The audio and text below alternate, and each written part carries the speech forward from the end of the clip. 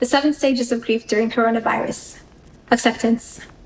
You come to the realization that the world isn't limited to the amount of suffering you're personally capable of. And until every person is no longer hurting, every child no longer beaten, every future no longer stolen, there will be suffering. And there will be an obligation to alleviate that suffering. And there will be an obligation to atone, whether it's the sins of our fathers, or the sins of our ancestors, or the sins of our compatriots. Isn't it funny also that you don't have to believe in God to believe in sin? But it's different than sin. Sins are supposed to be forgivable by this great being with a capacity to forgive that we humans don't necessarily have. You begin to appreciate that some things are not forgivable.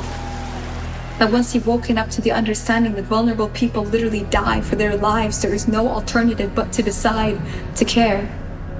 So you resolve to care. You realize that vulnerability is not synonymous with weakness, that all of us are vulnerable in some way, and that some days are weaker than most, and that some of us don't have that option. So you grieve for those who lost their lives, and you grieve for the ones that you lost too, not just during this crisis, but during every one before it.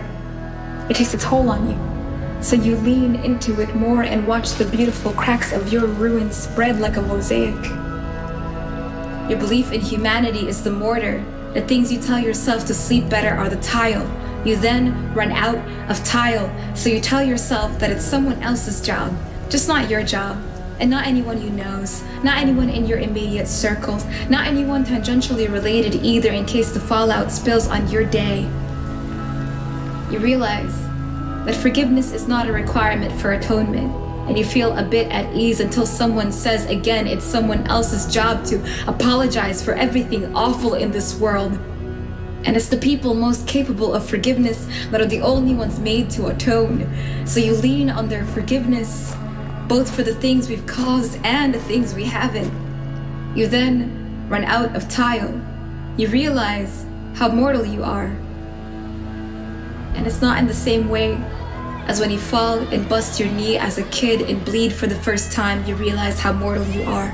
And it's not in the same way as when you cut your hand as an adult, see that lump on the doctor's screen, or hear your child say that they hate you for the first time, you realize how mortal you are. And it's not in the same way as when you're a person of color and someone is killed for no reason over and over again, you realize how mortal you are. And it's not in the same way as when you're a person of color and politicians say something dehumanizing again, or it's your boss, or your professor, or your neighbor this time, you realize how mortal you are. And it's not in the same way as when you're marginalized in any way and you are born or get sick or persist.